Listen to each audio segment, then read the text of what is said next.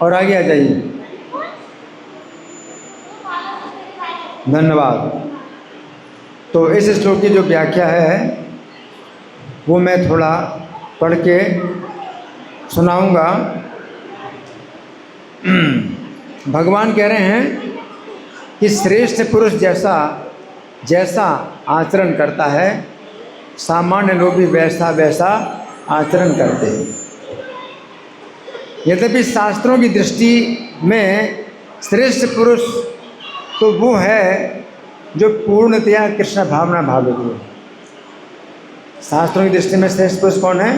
जो पूरा कृष्ण भक्त हो, अथवा वो व्यक्ति जो पूरा कृष्ण भक्त नहीं है तो ऐसा बनने का प्रयास कर रहा है।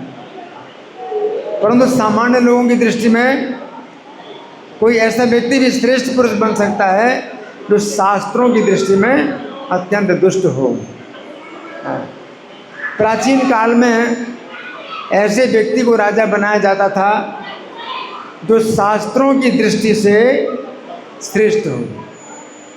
ऐसा राजा जो शास्त्रों की दृष्टि में श्रेष्ठ हो, अर्थात पूर्णतया कृष्ण भक्त हो। इस प्रकार वो राजा प्रजा के बीच में सर्वश्रेष्ठ बनकर जैसा जैसा आचरण करता था, सामान्य लोग भी वैसा वैसा आचरण करते थे, और इस प्रकार वे मनुष्य जीवन का सर्वश्रेष्ठ लाभ प्राप्त करते थे। अब चूंकि कलयुग में शास्त्रों को जानने वाले ऐसे ब्राह्मणों का अभाव है जो ऐसे व्यक्ति को राजा निश्चित कर सकें जो पूर्ण रूप से कृष्ण का भक्त हो। अतः ये अधिकार सामान्य जनता को दिया गया कि सामान्य जनता ही निश्चित करेगी कि उसे कैसा राजा या नेता चाहिए। शास्त्रों में कहा गया है कलो शूद्र संभवा, अर्थात कलयुग में अधिकांश लोग शूद्र हैं। शूद्र लोग मनुष्य जीवन का असली उद्देश्य ना जानकर अज्ञान में ये सोचते हैं कि जीवन का लाभ केवल इंद्रिय तृप्ति है। इस प्रकार शूद्र लोग अपने वोटों के द्वारा ऐसे तथाकथित श्रेष्ठ पुरुष को अपना नेता निश्चित करते हैं जो उन्हें इंद्रिय तृप्ति की अधिक से अधिक सुविधा देगा।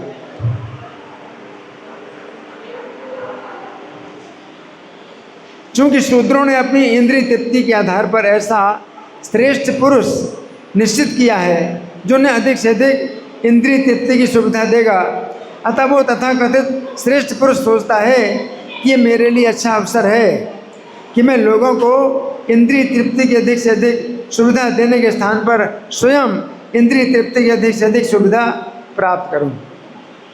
ये बात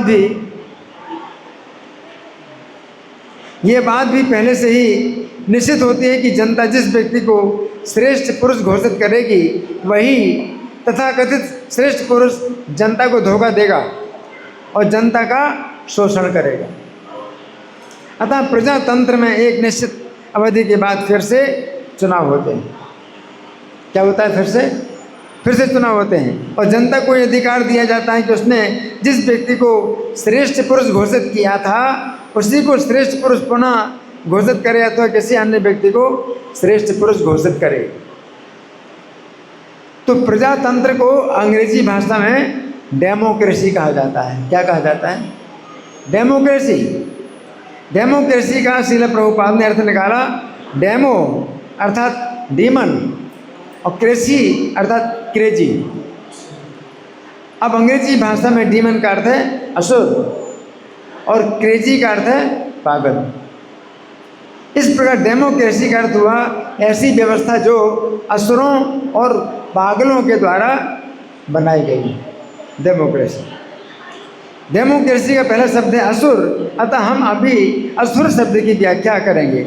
असुरों का जो मुख्य लक्षण है वो है श्री कृष्ण के विरुद्ध आचरण करना। वे ईश्वर के विरुद्ध आचरण करते हैं और चूंकि ऐसे लोगों को जनता में श्रेष्ठ पुरुष का पद प्राप्त हो जाता है, अतः वे सामान्य जनता को भी इसी रास्ते पर चलाते हैं। अब डेमोक्रेसी का दूसरा शब्द है पागल। पागल उसे कहते हैं जो पशुओं की तरह अपनी पहचान इस शरीर के साथ करता है वो सोचता है कि इस शरीर के साथ सब कुछ समाप्त हो जाता है। पशु क्या सोचता है? इस शरीर के साथ सब कुछ समाप्त हो जाता है, अर्थात इस जीवन के बाद अगला जीवन होता ही नहीं है।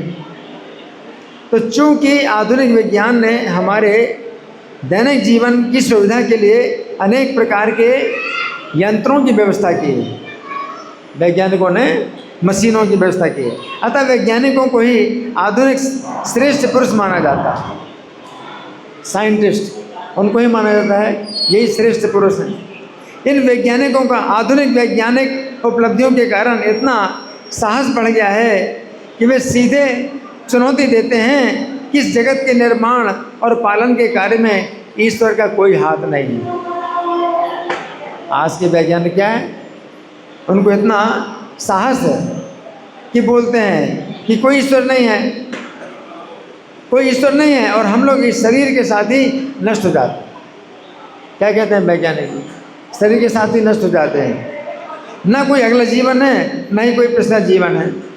आधुनिक शिक्षा में भी वही बातें बतलाई जाती हैं। चूँकि सामान्य जनता इन वैज्ञानिकों को श्रेष्ठ पुरुष स्वीकार करती है, अतः ये लोग जो कुछ भी शिक्षा देते हैं जनता आंख मूंद कर उसी शिक्षा को स्वीकार करती है। इसके अतिरिक्त आधुनिक फिल्मी सितारे, क्या फिल्मी सितारे और नेतागण भी श्रेष्ठ पुरुष माने जाते हैं, जिनके जीवन का लक्ष्य केवल इंद्रिय तृप्ति है। ना तो उन्हें अगले जीवन का कोई ज्ञान है, ना उन्हें ईश्वर की ही कोई जानकारी है। ऐसे असुर और पागल लोग जनता के बीच में श्रेष्ठ बनकर सभी को असुर और पागल बनाते हैं। अब यहाँ पर प्रश्न उठता है कि ऐसे लोग किस प्रकार जनता की दृष्टि में श्रेष्ठ बनते हैं। हम जानते हैं कि 6 कारणों से कोई व्यक्ति श्रेष्ठ बनता है। पहला धन, क्या? धन। दूसरा बल। तीसरा यश। चौथा सौंदर्य। पांचवा ज्ञान और छठा वैराग्य। इन 6 प्रकार के ऐश्वर्यों में से किसी व्यक्ति के अंदर यदि एक ऐश्वर्य अधिक मात्रा में होता है तो सामान्य लोगों के बीच में आकर्षण का केंद्र बन जाता है। वैज्ञानिकों के पास भौतिक ज्ञान की अधिक मात्रा होने के कारण वे श्रेष्ठ माने जाते हैं, और फिल्मी सितारों के पास क्या है? सौंदर्य। सौंदर्य अधिक होने के कारण वे श्रेष्ठ माने जाते हैं, और नेताओं के पास यश। यश अधिक होने के कारण वे श्रेष्ठ पुरुष माने जाते हैं। अब दिनांक 30 मई 66 को न्यूयॉर्क में प्रभुपाद ने इसी श्लोक पर प्रवचन दिया था, इसी श्लोक पर है? और कहा था प्रत्येक समाज में, प्रत्येक देश में लोगों के कुछ ऐसे वर्ग होते हैं जो नेता अथवा वरिष्ठ माने जाते हैं। तो भगवान श्री कृष्ण कहते हैं कि सर्वोच्च स्तर के लोग जैसा करते हैं सामान्य लोगों का वर्ग वैसा ही करता है। फिर 30 दिसंबर 68 को लॉस एंजल्स में इसी श्लोक पर प्रवचन देते हुए श्रील प्रभुपाद ने कहा था, ये बात बहुत महत्वपूर्ण है, इसलिए नेताओं को अत्यंत आदर्श व्यक्ति होना चाहिए, फिर स्वतः देश अथवा समाज अच्छी स्थिति में आ जाता है, क्योंकि समाज का नेता पूर्ण है। इसलिए प्राचीन काल में राजतंत्र था। क्या था? राजतंत्र था, और राजा को अत्यंत उच्च शिक्षा दी जाती थी कि किस प्रकार राज्य पर शासन करना है। जैसे महाराज युधिष्ठिर आदर्श राजा थे। कौन? युधिष्ठिर। भगवान श्री राम आदर्श राजा थे। समझने का प्रयास कीजिए कि राजा प्रजा के सुख के लिए कितना अधिक जिम्मेदार होता था। वे आदर्श राजा थे, इसलिए प्रजा भी उनका अनुकरण करती थी। वे सभी कृष्ण भक्त बनते थे, वे सभी भक्त बनते थे। और यदि नेता पापी है और सभी प्रकार के अशुद्ध कर्मों में लगा हुआ है तो फिर आप किस प्रकार आशा कर सकते हैं कि जनता के सभी लोग अच्छे और पवित्र बनेंगे?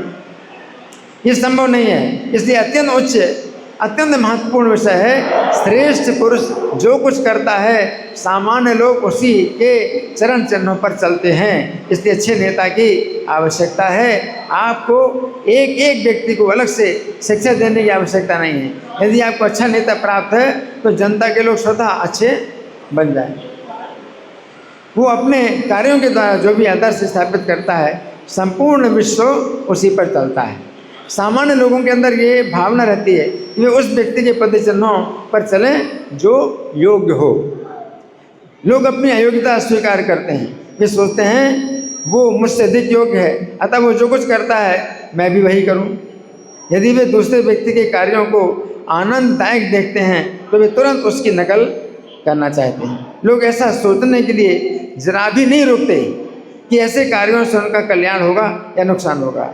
श्री कृष्ण की अर्जुन के प्रति शिक्षाएं मानव मात्र का उद्धार करने के लिए है। तो यहाँ पर भगवान जो है ये बताते हैं, अर्जुन को बताते हैं कि तुम अगर युद्ध नहीं करोगे, है ना, और तुम जो है या योद्धाओं में श्रेष्ठ माने जाते, अगर तुम युद्ध नहीं करोगे हैं तो क्या होगा, जो दूसरे जो राजा लोग हैं तो वे भी जो है अहिंसावादी बन जाएंगे और प्रजा में कितना भी अत्याचार हो राजा कोई कदम नहीं उठाएगा। क्योंकि अर्जुन के साथ में कितना अत्याचार हुआ है, उनके साथ में कपट जुआ खेला गया और उनको मकान के अंदर बंद करके आग लगाने की कोशिश की गई, जहर दिया गया, सब कुछ किया गया। और ऐसे में अगर अर्जुन युद्ध ना करें और इन दुष्टों को दंड ना दें तो आगे चल कर के राजाओं के लिए क्या आदर्श बन जाएगा कि भाई राजा को ऐसे होना चाहिए, किसी को दंड ना दे, हैं हम अच्छे राजा हैं, हम जो है किसी को दंड नहीं देते। तो जो अत्याचारी हैं उनको फिर प्रोत्साहन मिलेगा कि राजा कोई दंड देता नहीं, है ना। तो अर्जुन का जो स्थान है वो एक बहुत श्रेष्ठ क्षत्रिय का है, बहुत श्रेष्ठ क्षत्रिय हैं अर्जुन, हैं। और वो जो है अगर ऐसे अत्याचारियों के ऊपर अपनी शक्ति का प्रयोग नहीं करेंगे, ऐसे अत्याचारियों को अगर मृत्यु दंड नहीं देंगे तो फिर आगे चल के राजा लोग जो है किसी को मृत्यु दंड नहीं देंगे। जो व्यक्ति किसी की स्त्री पर बलात्कार करता है उसको मृत्यु दंड मिलना चाहिए। जो व्यक्ति किसी के ऊपर शस्त्र का प्रहार करता है उसको मृत्यु दंड मिलना चाहिए। जो व्यक्ति किसी घर में किसी घर में आग लगाता है उसको मृत्यु दंड मिलना चाहिए, है ना। तो किसी का धन अपहरण करता है, किसी की स्त्री का अपहरण करता है, जमीन का अपहरण करता है, ऐसे आतताइयों को मृत्यु दंड मिलना चाहिए। तो अर्जुन अगर इनको मृत्यु दंड नहीं देंगे तो आगे चल कर के क्या शिक्षा मिलेगी कि ठीक है भाई हमारे पास शक्ति है लेकिन हम शक्ति का उपयोग ऐसे कार्यों में नहीं करेंगे कि किसी को मृत्यु दंड दें। तो मृत्यु दंड देने की बहुत आवश्यकता है। अगर मृत्यु दंड मिल जाएगा तो आगे चल कर के लोग डरेंगे, भाई ऐसा व्यक्ति को जो है मृत्यु दंड मिला है, मैं ऐसा काम नहीं करूँगा। पराई स्त्री का अपहरण, पराई जमीन का अपहरण, पराई धन का अपहरण या किसी को जहर देना, है ना, वैसे कार्य जो है फिर सामान्य जनता में जो है मतलब बन जाएंगे, सामान्य बन जाएंगे और लोग जो है इसी प्रकार के जो है व्यवहार करेंगे और अन्याय अत्याचार बढ़ता रहेगा। इसलिए अन्याय अत्याचार के लिए जरूरी है कि ऐसे लोगों को मृत्यु दंड दिया जाए। और जब मृत्यु दंड मिलेगी तो इनकी भी रक्षा हो जाएगी कि नरक में नहीं जाएंगे। ऐसे दुष्टों को जब राजा मृत्यु दंड देता है तो यमदंड से बच जाएंगे, है ना। इसलिए भगवान की योजना बहुत जो है दूर तक की थी कि इस महाभारत युद्ध में ये सब जो राजाओं का वध करवाया भगवान ने, तो उससे क्या हुआ, उनकी नरक में जाने से रक्षा हो गई और वो जो है अच्छी गति प्राप्त कर गए। उनकी भी अच्छी गति हुई और समाज में भी आदर्श की स्थापना हुई कि ऐसा कार्य करने से क्या होता है, ये परिणाम होता है मृत्यु दंड प्राप्त होता है। इस तरह से भगवान अर्जुन को बताते हैं कि तुम अगर युद्ध नहीं करोगे तो तुम जो है सामान्य जनता में एक गलत सिद्धांत की स्थापना करोगे कि ठीक है भाई हम सहन करेंगे। कोई किसी का जो है धन अपहरण करता है, कोई जमीन अपहरण करता है, कोई स्त्री अपहरण करता है, कोई किसी के मकान में आग लगाता है, कोई किसी को जहर देता है, ठीक है हम तो दंड नहीं देते किसी को, क्या होगा, अधर्म अत्याचार ही बढ़ता रहेगा। इसलिए गीता में भगवान ने जो शिक्षा दी वो शिक्षा ही जो है उसके अनुसार भगवान ने युद्ध भी कराया और युद्ध करा करके इन सबका जो है उद्धार किया और धर्म की स्थापना की। धन्यवाद। ग्रंथराज श्रीमद् भगवद गीता की जय, श्रील प्रभुपाद की जय। हरे कृष्ण।